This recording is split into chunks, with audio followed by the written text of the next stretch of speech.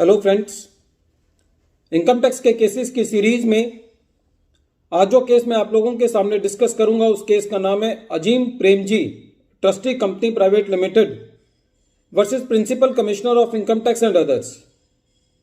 ये case 448 ITR page number 356 पे report हुआ। मैटर कर्नाटका हाई कोर्ट ने डिसाइड किया और इस केस का जजमेंट 21 अप्रैल 2022 को आया।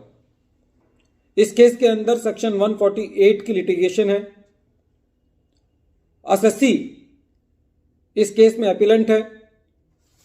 एसएससी को 4 साल पुराना सेक्शन 148 का नोटिस भेजा गया। एसएससी की असेसमेंट सेक्शन 143 सबसेक्शन 3 के अंदर हो चुकी थी। इसीलिए एसएससी के केस में सेक्शन 147 का प्रोविजो अट्रैक्ट होता है, जो कि यह कहता है कि यदि आपको 4 साल पुरानी असेसमेंट करनी है, रीअसेसमेंट करनी है, जिसका असेसमेंट सेक्शन 143 सबसेक्शन 3 के अंदर हो चुका है, तो असेसिंग ऑफिसर को अपने रीजंस के अंदर यह बताना है कि एसएससी ने पुरानी असेसमेंट के दौरान कौन सी ऐसी चीज छुपाई, कौन सी ऐसी चीज डिस्क्लोज नहीं की जिसकी वजह से एसएससी की इनकम असेस होने से रह गई। इसके बारे में बात यह आती है कि एसएससी को कौन से फैक्ट्स असेसमेंट के दौरान बताने चाहिए। तो इसके बारे में जो इनकम टैक्स का ज्यूरिस्प्रूडेंस है वो ये कहते हैं कि एसएससी की खाली ये जिम्मेदारी है कि एसएससी असेसमेंट के दौरान खाली अपने बेसिक और प्राइमरी फैक्ट्स असेसमेंट के दौरान बताए। उन फैक्ट्स के बेसिस पर इन्फ्रेंसेस ड्रॉ करने की जिम्मेदारी असेसिंग ऑफिसर की है, ना कि एसएससी को यह बताना है कि आप क्या इन्फ्रेंसेस ड्रॉ करें। अब बात आती है कि जब असेसिंग ऑफिसर नोटिस इशू करता है या असेसिंग ऑफिसर जब रीजन सप्लाई करता है एसएससी को, तो कौन सी स्टेज पर असेसिंग ऑफिसर के लिए यह एसएससी को बताना जरूरी है कि आपने कौन सी इंफॉर्मेशन डिस्क्लोज नहीं की। जो नोटिस होता है, नोटिस के अंदर खाली एसएससी को यह आगाह किया जाता है कि आपके अगेंस्ट कार्रवाई की जाएगी, लेकिन यह असेसिंग ऑफिसर को रीजन देते वक्त रीजंस के अंदर बताना होता है कि एसएससी ने पुरानी असेसमेंट के दौरान कौन सी ऐसी इंफॉर्मेशन असेसिंग ऑफिसर से छुपाई जिसकी वजह से इनकम असेस नहीं हो पाई। तो इस प्रेजेंट केस के अंदर जो असेसिंग ऑफिसर ने एलेज किया वो ये किया कि एसएससी ने अपने शेयर्स जो उसको गिफ्ट हुए थे उसकी बुक वैल्यू और मार्केट वैल्यू नहीं बताई। लेकिन प्रेजेंट केस के अंदर जब असेसमेंट रिकॉर्ड्स देखे गए तो सेक्शन 143 सबसेक्शन 3 के अंदर जो बैलेंस शीट्स लगी हुई थी उसके अंदर शेयर्स की बुक वैल्यू और मार्केट वैल्यू जो है वो बताई गई थी।